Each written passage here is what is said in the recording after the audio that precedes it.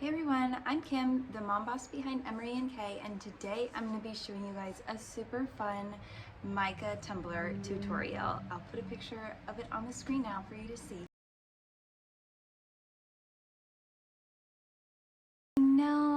I know it's only July, but in the tumbler world, after the 4th, spooky season literally is in full swing. I already have customers asking me about Halloween designs, spooky designs, all of the above. And so I thought, why not start some spooky season tutorials? So I really wanted a way to use micas that was different than just mixing them into the epoxy. I feel like that's kind of just the basic way to use them, and I wanted something a little bit different that would really showcase them. And so this design was kind of born. I love the bright colors in it. I love the simplicity of the design. Honestly, if I can do it, so can you. I promise, it's so simple. I love that it's a peekaboo. There's a double offset. So much fun stuff, and just a different take on using micas. So I will link everything that I use in the description box below, as well as some discount codes if you want to save on some of the goods. I think that's that. Let's get to it. Okay, we're going to go ahead and mix our epoxy, set it aside, and grab our micas. These are from the Glitter Guy. We're using Magenta, Mica Bay, Peach Flow, green, it's a fluorescent green, Magic Violet, and we're going to grab some yellow-green glow powder. I'm going to start with a prepped cup. This one I sanded, washed, and painted it with Color Shots Center Stage. It's a really beautiful purple paint.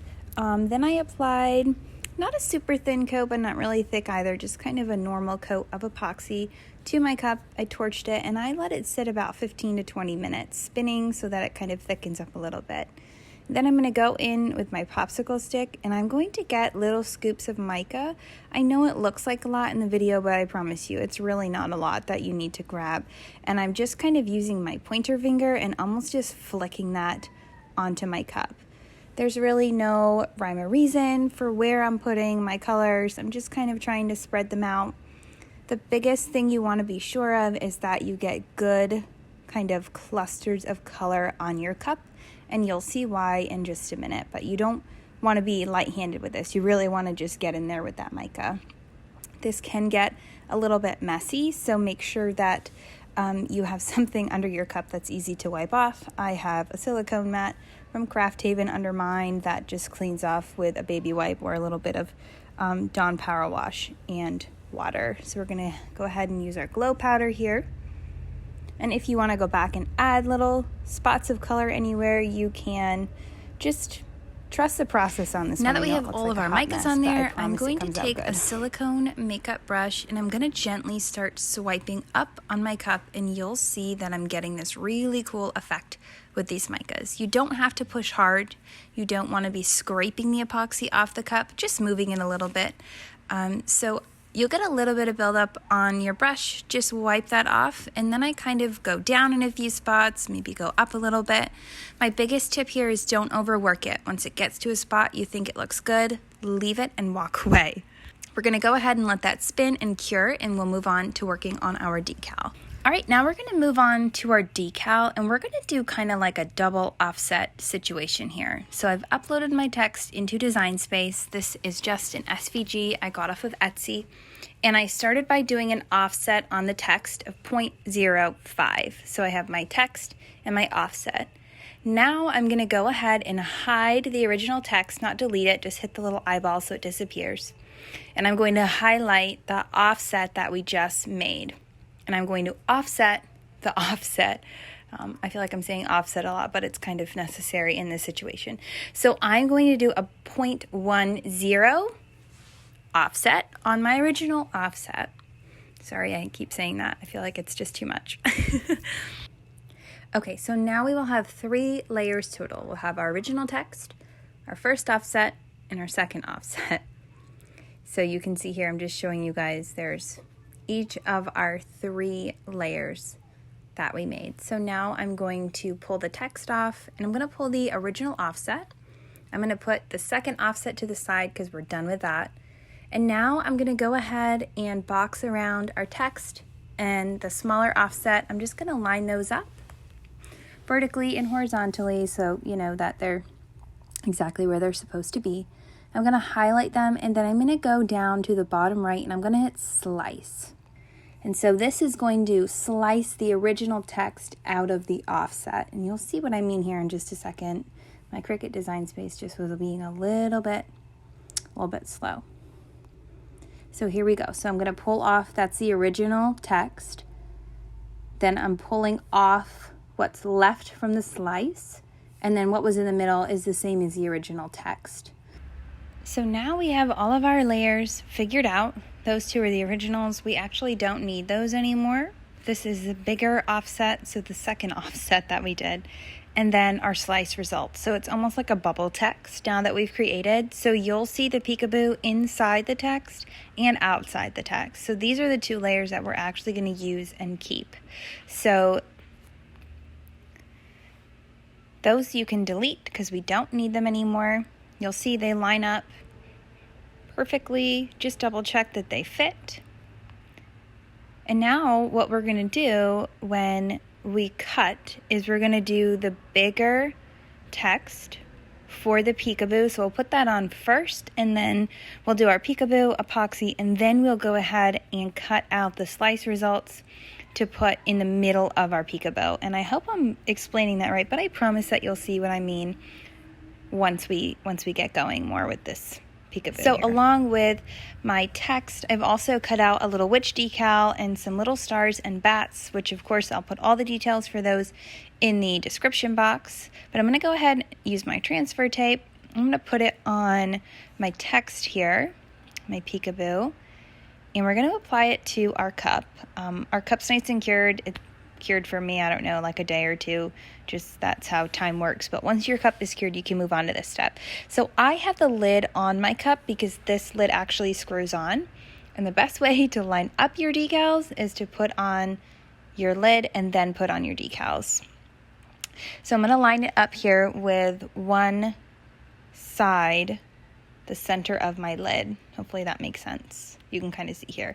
And then I'm going to use my ruler. Of course, I'm going to measure so that I can get my decal on nice and straight so that I don't end up getting it crooked and then have to take it off and recut it and go through all of that. So I'm going to peel off the backing. Then I'm going to lay on my decal. I'm going to push it down in the middle and then out on the sides. And because this is a peekaboo, if you get little bubbles or a little wrinkle in your decal, that's totally fine because this is just to mark off where the paint won't be going. So it doesn't need to be perfect. So we'll remove the transfer tape, and then I'm going to flip over my cup. You can see I already have the center perfectly lined up here because I used the cap. And I'm going to center my little witch and her bats right on the other side. Get it on our transfer tape there and put it on our cup. So this part's pretty simple, just kind of the same process we always do with our decals. I'm not going to measure out the center of my decal because it was pretty easy to tell on this one. Her little hat is basically the center. Then I'm going to measure from the bottom kind of corner of the moon so that I can get it on nice and straight. So I'll measure that. Then we're going to apply this, and then I'm going to go ahead and go through with the little bats that I cut and the stars. The little bats and the stars both came from Cricut Design Space, but the text, like I said, and the witch came from Etsy, which I will link below. So we're going to get all of our decals on our cup, and then we're going to go ahead and move on to spray paint. And this is like my favorite part of a peekaboo because we really start to see it come together.